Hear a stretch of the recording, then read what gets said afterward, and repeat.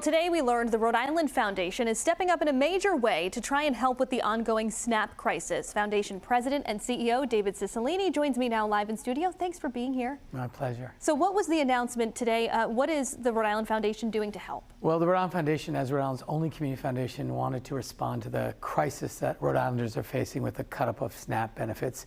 So we announced $1 million in new grants, $200,000 to the food bank, $100,000 to the Elijah Project, which has provided over 2.5 million meals all across the state, and the remaining $700,000 to the CAP agencies, to 7 CAP agencies, and to dozens of food pantries and meal sites all across the state.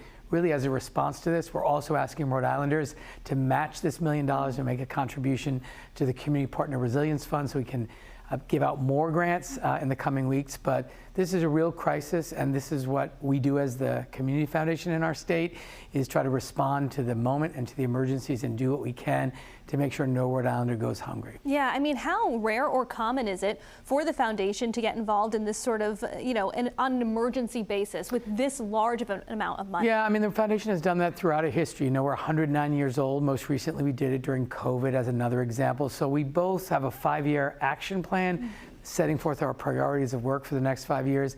But we also have the responsibility to respond to the moment, to things that happen and the emergencies that occur. This is one of those instances. Too many Rhode Islanders go hungry. This is only going to make that problem worse. This is, children and seniors and many others. And we want to do our part. I think no Rhode Islander wants to see a neighbor or a friend go hungry. Again, everyone can be part of this.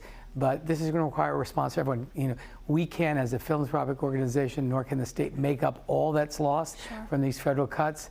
But we want to do what we can to help Rhode Islanders get through this really difficult time. And I know the foundation is also working with Trinity Repertory Company, matching some donations there. How does that work? Yes, so this is an initiative we've done for a number of years where the first $50,000 that is contributed during this campaign will be matched by the same amount in the contribution to the food bank.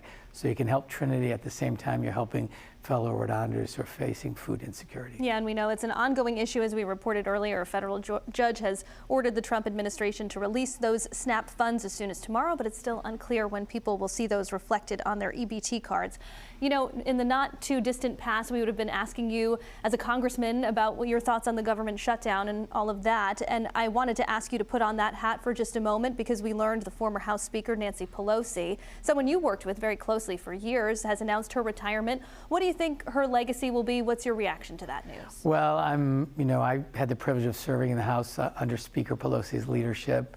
She's an extraordinary, historic figure. I think she will go down in history as one of the most effective, consequential speakers of the House, the first woman and only woman speaker, first Italian-American Speaker of the House.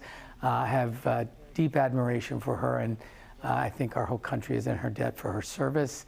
And I think she will be remembered as a tough, effective speaker, someone you didn't mess with, and someone who got a lot done, a lot accomplished when she was Speaker of the House. All right, Rhode Island Foundation President and CEO David Cicilline, thanks so much for being here. Thanks for having me.